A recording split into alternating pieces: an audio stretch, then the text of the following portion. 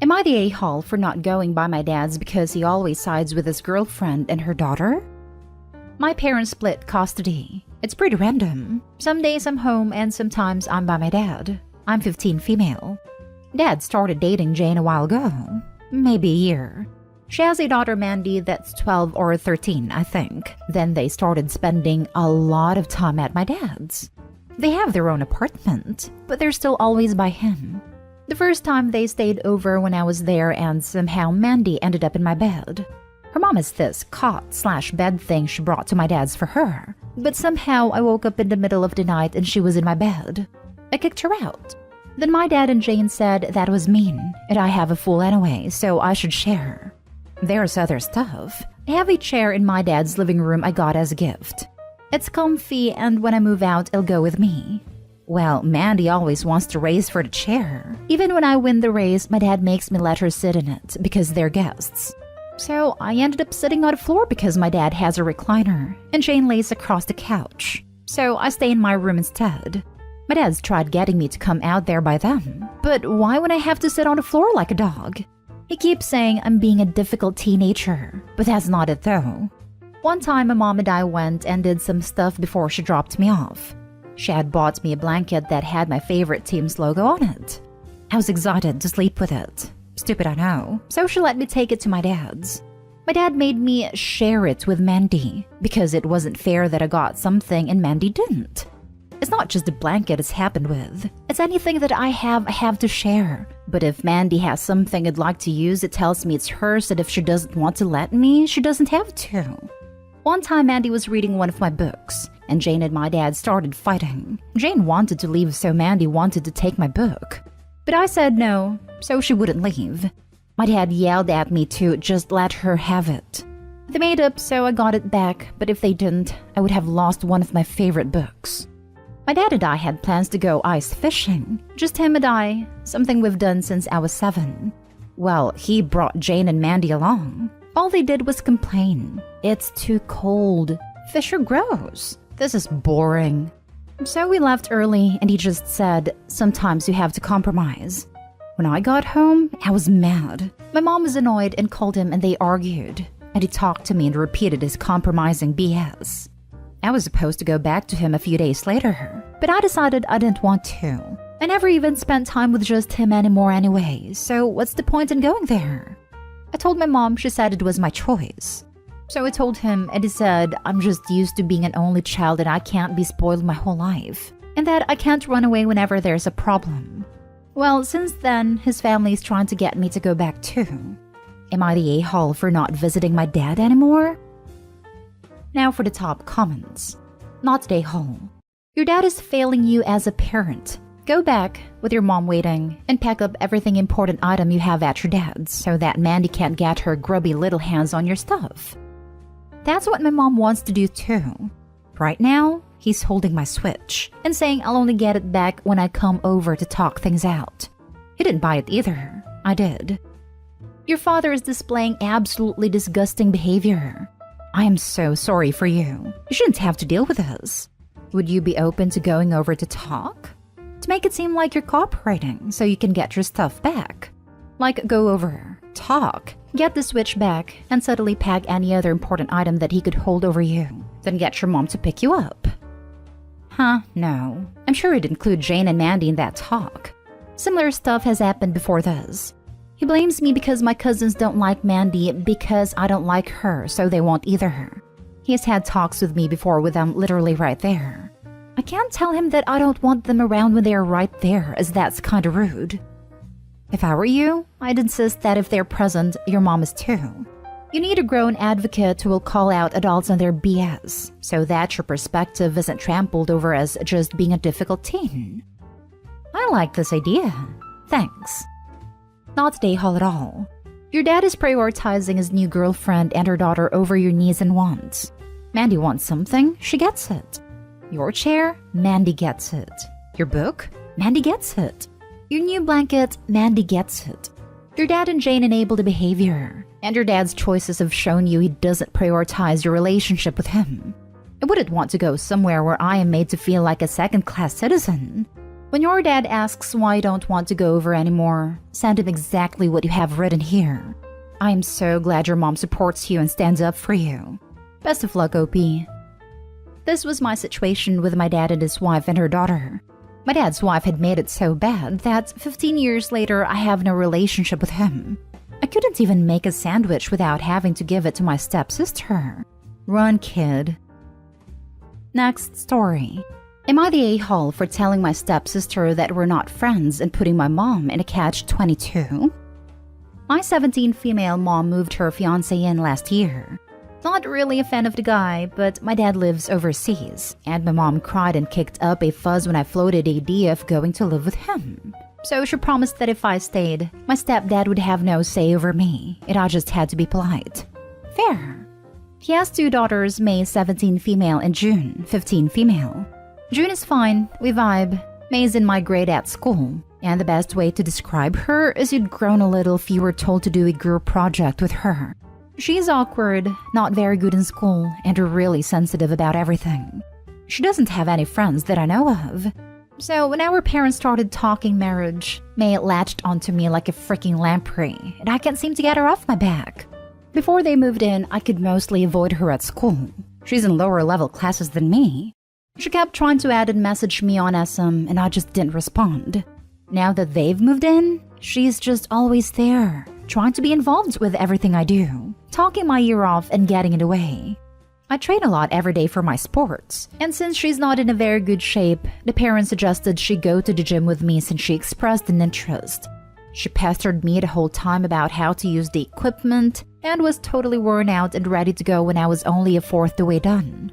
I finally had it last weekend when I had a friend over after training to game for a bit, and May invited herself into my room with us without asking. I told her we didn't invite her to hang out and to leave, that she was being rude. She started crying and complained to her dad, who came in and told us to let her play. I reminded him that he can't tell me to do anything for my mom, and to take it up with her, which pissed him off. Later, we all had heavy talk and he said I was bullying May, but I told him that May is the one who inserts herself where she's not invited nor wanted. She's not my friend and she's not going to be, so I'd rather she butt out for the few months left until I leave home. My mom is upset because she's in the middle, and stepdad is making noises about breaking up if she doesn't discipline me. I've told her if she caves, I'm not coming back here while he lives here once I'm out. May has been being a drama queen and crying about it to the point that even June told her to shut up. My mom says May is just sensitive and lonely, but I don't see how that's my problem to fix. Not day home. None of these problems are yours to fix. The fiancé father threatening to break up is between your mom and him. If he is this upset that he can't boss you around, that should be a red flag to your mom. How he treats you is what you need to be concerned about, and he overstepped a boundary here. You did right by you to point that out. Could you be more friendly to May? Yes, but you don't find her interesting and she's inserting herself into your life. She's desperate, clearly. And yes, her problems stem from the parenting she received, so she is just coping as best she can. As someone who has shaken the weird girls off of me in school, I've grown up to regret it. I was harsh for superficial reasons. They didn't fit into social hierarchies in school, and I didn't want to taint my image with my peers by hanging out with the social rejects. And I watched these girls shut themselves off from the world entirely after it became clear I didn't want to be their friend. Ultimately, it is not my fault nor responsibility, but I do wish I could go back in time and act a little differently, more compassionately for their sake. You don't owe it to her to be her best friend, but you do owe it to her to treat her with dignity. Just don't do or say anything you might regret. As someone who has shaken the weird girls off of me in school, I've grown up to regret it. I was harsh for superficial reasons.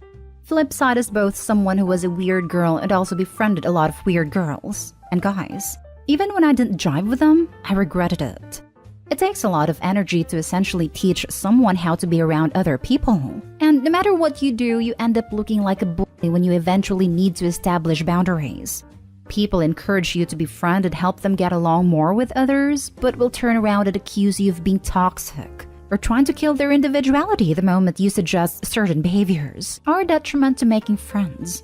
This girl is already boundary stomping when OP is making it clear they're not friends and that she doesn't want to be around her. It would be even worse if she tried to pretend they got along. Better to establish the need for space right off the bat and clearly so that there was a chance of civility, rather than Opie never getting a chance to breathe again without there being waterworks. Next story is titled, Am I the a-hole for asking my in-laws to choose between me and a daughter they never had? I, 30 female, have been married to my husband, 38 male, for 9 years, and I have a long history of conflict with a woman named Sally, who used to be my husband's best friend. The trouble started right after my husband and I started dating. He had a best friend, let's call her Sally, who he now realizes he had an inappropriate relationship with. I got hateful messages after we started dating about how I stole him from her and how toxic I was. The next conflict was a couple of years later. She separated from her husband and turned to my husband for comfort.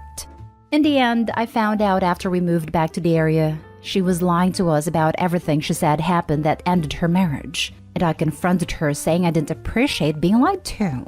Sally started telling people that I was in love with her ex-husband, and that is why I took his side with everything. That was the final straw for me. I went to mother-in-law and put down a boundary that I wanted no contact with Sally. Eventually, after about a year of minimal contact had passed, my mother-in-law started pressuring me to let things go and start attending family functions again when Sally was going to be there. I told my mother-in-law that I would be willing to attend events where Sally was likely to be, but I would not socialize with Sally. As soon as that happened, I can only assume my mother-in-law told Sally about the change because she started reaching out to my husband saying, I miss our friendship that we used to have. Recently, I received an anonymous email saying some really harsh things. I assumed this was some random person trolling me, but we looked up the IP address and it came from the area Sally lives. The email referenced my private Facebook group, my first and middle name, and was from her area. She is the only person who I have ever had this kind of a hateful situation with, so I can only assume it was from her. I decided to have a conversation with my mother-in-law and father-in-law about going zero contact with Sally, not even accidental contact, and it went terribly. It ended up with us basically telling my in-laws that they needed to decide who they wanted at a family function and tell the other party that they could not come. My mother-in-law insisted again that she wished my husband could just be friends with Sally again even if I wanted to stay away from her, and that it would fix all the problems that has been happening. I reminded her again about all the things Sally had said to me, and my mother-in-law said she still didn't believe it was true, and kept saying Sally's like a daughter to us. She is family, and she would never do those things. My father-in-law refuses to even participate in these conversations. He just gets up and walks away because he refuses to hear a bad word about Sally. I am left wondering, am I the a-hole here? Now for the comments. Not the a-hole. Time for some hard boundaries with your in-laws. Info. Where is your husband in all of this? He likes to avoid conflict, so for a long time he was staying out of it. But ever since she tried to start a rumor about me being in love with her ex-husband, he is done with her. I had to cut that out to make the post short enough. From what I understand is that Sally's connection to the family is your husband, and since he doesn't want any type of relationship with her, why is she still invited to any family function? It would be a different situation if the mother-in-law invites her one-on-one, but why keep inviting her to family events and make her own son and his wife uncomfortable? Her parents are my in-laws' best friends, and she grew up being close to their family. I grew up close to the family too, but because of our age difference, it wasn't as close as Sally's since she was besties with my husband for so long. She calls them her second parents, and they say she's like their daughter. Sounds like you're up against not just one relationship, but 3. Safe to assume that your in-laws fear that if they set a single boundary with Sally, they'll risk losing her and her parents/their best friends. People they've known a lot longer than they've known you. You're right to die on this hill, but understand what you're asking of them and temper your expectations accordingly. This may result in them sacrificing both you and your husband to keep the peace with Sally's family. That's a good point, and not one I have considered. Thank you for commenting. It helps me look at things from all angles. Last story. Am I the a-hole for defending my grandmother's decision to put me in her will and life insurance as main beneficiary? I, 30 female, have always been really close to my grandma. Even when my aunts and cousins lived with her, we would spend time together, just the two of us. Originally, it was because my own mother, her daughter, was very neglectful of me. But as I got older, we both realized we had a lot in common. I got emancipated at 16, and my grandma was my biggest supporter. As soon as I was able to, I returned the favor and helped her out with whatever she needed. Grocery shopping, yard work, deep cleaning her house. She has very poor eyesight, so can't drive. And after my grandpa died, she needed help. None of my family, aunt, her kids, uncle and his kids, mom and my younger sibling, stepped up. My grandma recently got into an accident. She needed surgery and almost died. Now that she's home and doing better, albeit needs more help than before, she decided to update her will. Originally, the will had half of her money and assets being split between her 3 children, and other half split between me, my sibling, and my 4 cousins. She changed it to me and my children receiving about 80%, and the rest of the family splitting the remaining 20%. Obviously, my family's pissed. My mom and me just recently started repairing our relationship, and now she's refusing to talk to me. My aunt calls me daily and accuses me of manipulating a frail old woman, and even went as far as making a report to Adult Protective Services, saying I'm stealing. I defend myself, saying Grandma changed her will and life insurance while of sound mind, and that is her choice. Am I the a-hole? Edit.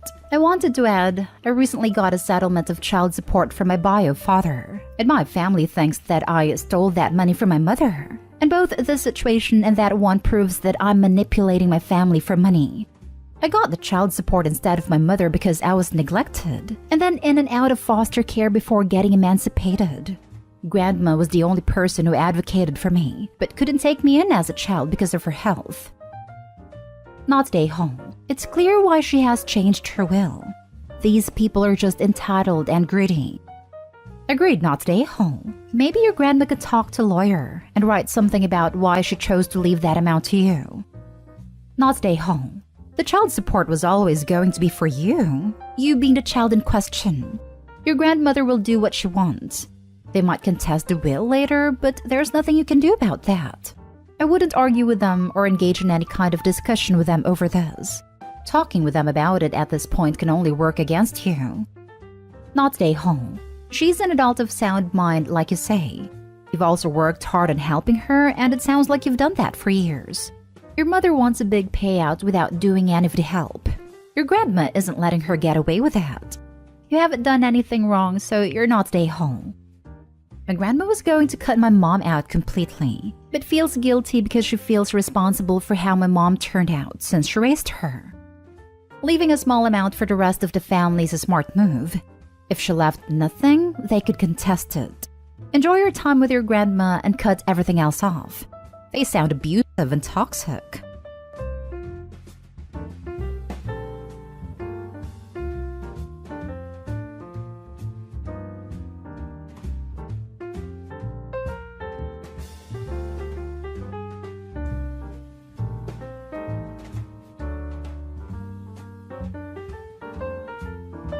Am I the a-hole for accepting my dying father's invitation, but upsetting everyone in the room for my last words to him? I'll start by saying I'm a man in my 40s. Technically, I'm an only child between my mom and dad. They never married. I was what people used to call a wedlock baby. My mom used me as a weapon to torment my dad for years. She told lies about him abusing her, dragged me along for leverage, and then one day, when I was still young, she basically disappeared. After all that chaos, my dad finally got custody of me. Ironically, when I first lived with him, he wasn't the worst man in the world. He seemed okay, maybe even good at times. But eventually he remarried, had 5 more kids, and everything changed. He became an ultra-Christian, the type of man who thought nothing was ever his fault. No matter what he did, he could run to God, get forgiveness from his pastor and his church friends, and walk away feeling like a saint. At home, though, life was hell. He and his new wife were intensely abusive toward me in every way you can imagine. Physically, emotionally, mentally. They tore me down until there was nothing left. I was the black sheep, the scapegoat, the punching bag. By the time I was 15, I couldn't take it anymore. I ran away and started my own life. And honestly, I never looked back. For decades, he never admitted to any of it. Not once did he acknowledge the beatings, the gaslighting, the cruelty. He would never say he was wrong. I eventually just let it go and cut all contact. We didn't speak for years. Then recently, word came that he was on his deathbed. Suddenly, all the family members who had ignored me for years started piling on the pressure. Go see him. He wants to make things right. Don't you want closure? Against my better judgment, I finally decided to go. When I arrived, the whole family was already there. Everyone was playing the part, acting devastated, whispering about how sad it all was. They treated him and his wife like saints, the pillars of the family. Meanwhile, I stood there knowing the truth, remembering the scars they left behind. Finally, we were face to face. He looked at me, frail and weak, and asked me to forgive him. The room went silent. Everyone was watching, waiting for that hallmark moment where the prodigal son forgives his father and everyone cries and hugs. But I couldn't do it. I just couldn't. After everything, there was no forgiveness left in me. Instead, I looked at him and said, "No, but I'll see you in hell." Then I leaned in, kissed him on the forehead, and walked out. You could have heard a pin drop. I didn't plan it. The words just came out. Now I feel conflicted. My family is furious, saying I should have forgiven him, at least on his deathbed. But none of them ever cared when I was being abused. They ignored my pleas for help and gaslit me for years. So I have to ask, am I the a-hole? Now for the top comments. Screw him. Not the a-hole. Your dad didn't care about you even at the end there. He didn't want to do anything to try to make things right with you. He wanted free and easy absolution for his crappy behavior. It's why he waited till the end to ask for forgiveness, to guilt you. It's why he made sure you were surrounded by family, to pressure you. You may have skipped past it, but did he actually apologize? Or did he just jump straight to asking for forgiveness? Yeah, you're probably right. He never, not once in all those years, owned up to any of his behavior, which always drove me crazy. It's also crazy too, because I absolutely remember what he was like crystal clear before he met his new wife and became born-again Christian. He was a sweet man, very gentle, loving, and emotionally intelligent. He used to write poetry and we'd listen to music together and bond on a real level. He became a wildly different man after he remarried, and I became a punching bag. It breaks my heart to this day. I'm sorry for your loss, not the loss of the man who recently died, but the loss of the father he used to be. Yeah, that was always hard. It's really traumatizing experience to see someone you really care about change so rapidly in a scary way. There's a level of betrayal you feel that is really unlike anything else. Not the a-hole. He is not sorry. He's afraid of facing his maker. Yeah, deathbed confessions should be exempt from divine forgiveness clauses. If you're only asking for forgiveness because you're about to face eternal consequences, then you don't really want forgiveness, just absolution. Next story. Am I the a-hole for wanting my parents to show up together and not one parent and step-parent when I was asked for honesty? My parents are divorced and I'm 16, male, the only child from their marriage. I was 4 when they divorced. I was 7 when mom remarried, and 8 when dad remarried. Once they started dating other people, my parents stopped attending the same events. If I had a school play, they took turns showing up. This was encouraged by my step-parents who didn't like the idea of my parents in the same room. No matter what I had going on, they would take turns showing their faces at it. I could win a huge award for something, and it would be mom and stepdad, or dad and stepmom. Even if everyone sat apart, both being there wasn't allowed. I always hated it, and for me it felt worse when my half-siblings got both of their parents at events. I know the difference is my parents are married to my half-siblings' other parents, but it still sucks to be the person who has to choose. And there are times I will be asked if I want mom or dad there more. I've always wished they could go to the same thing, sit on opposite sides of the room and make me run between them. That still sounds better than missing one parent. I used to play piano, parents forced it, so I had a lot of big recitals that I'd have loved to see both attend.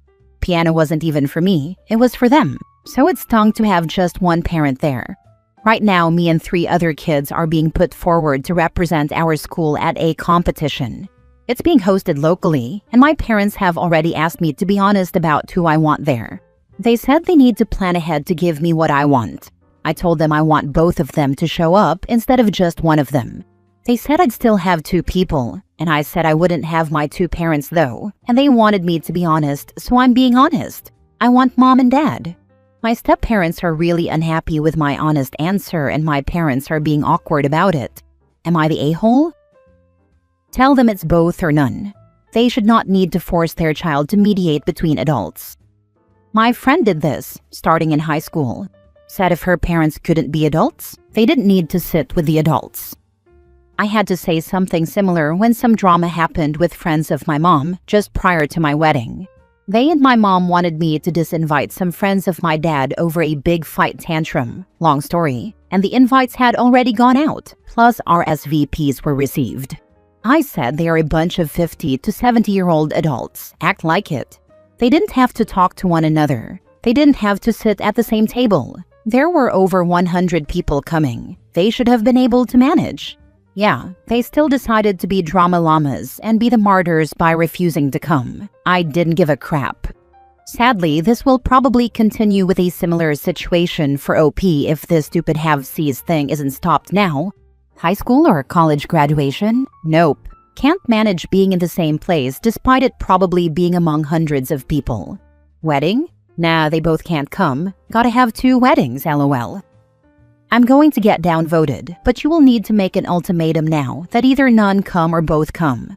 I say this because if every future event is like this, does that mean only one goes to your graduation, wedding, your future kids' events, funerals?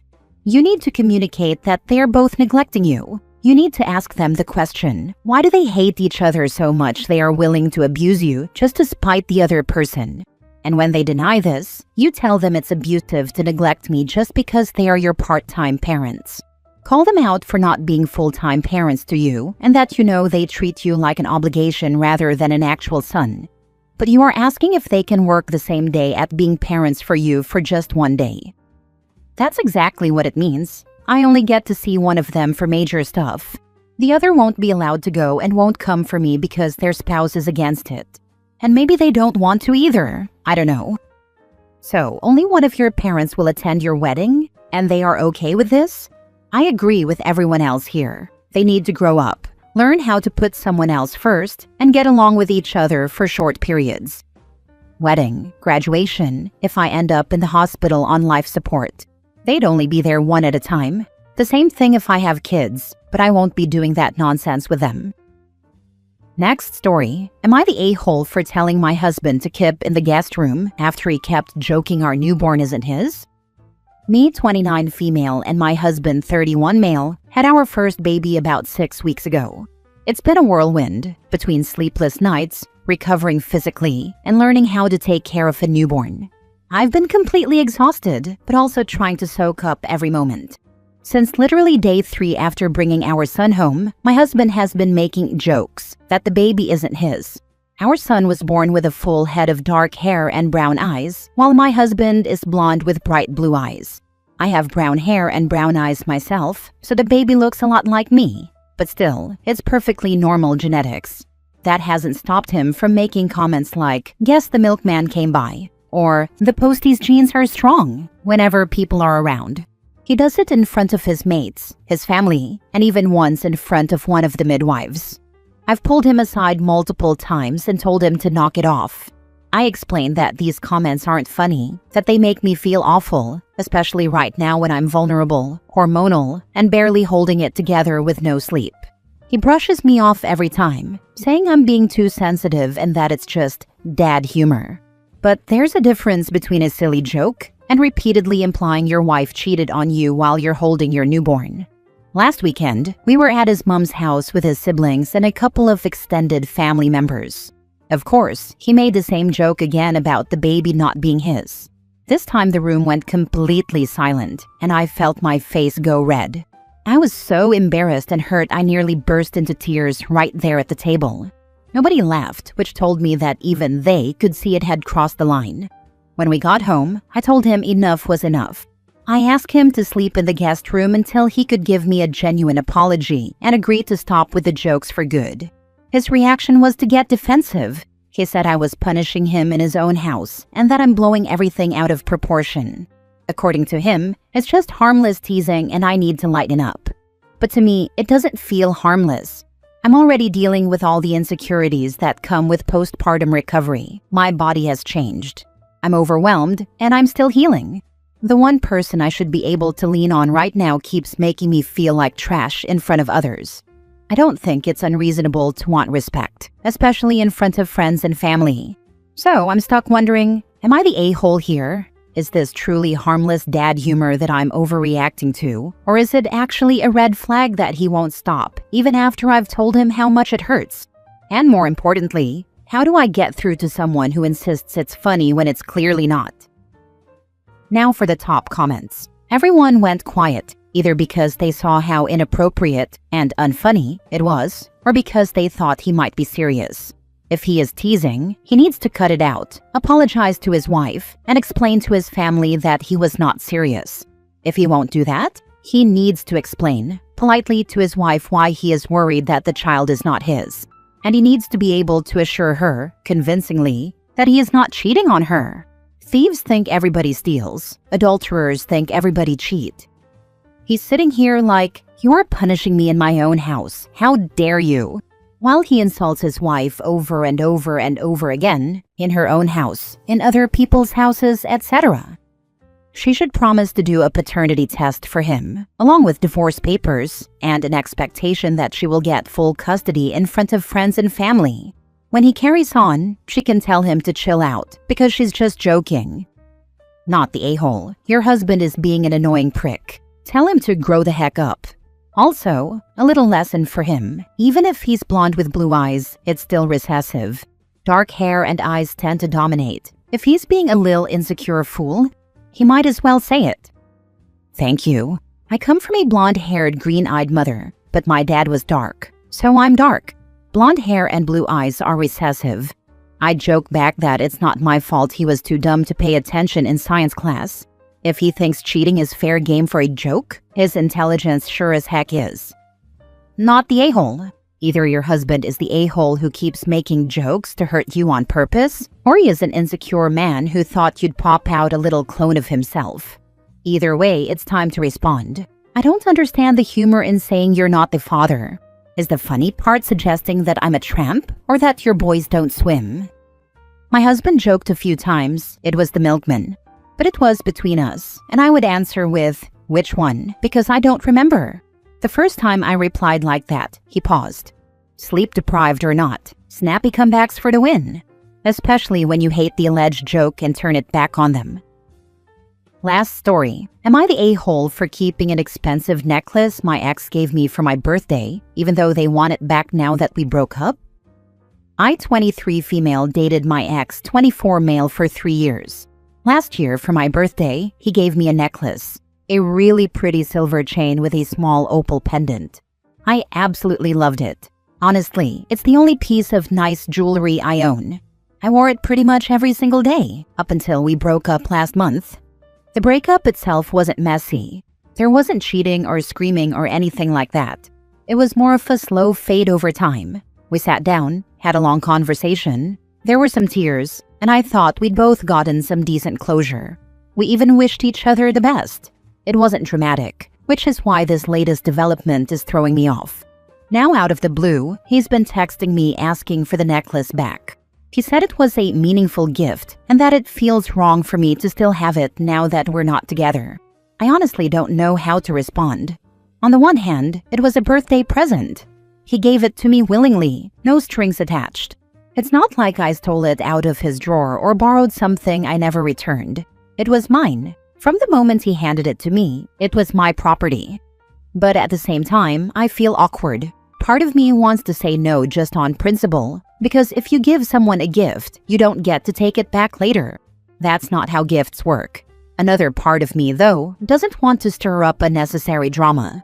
We managed to end things without bitterness, and I don't want something like this to turn into a fight. Still, I can't shake how weird the whole thing feels. If it had been something like his hoodie or something I'd borrowed, sure, I'd return it.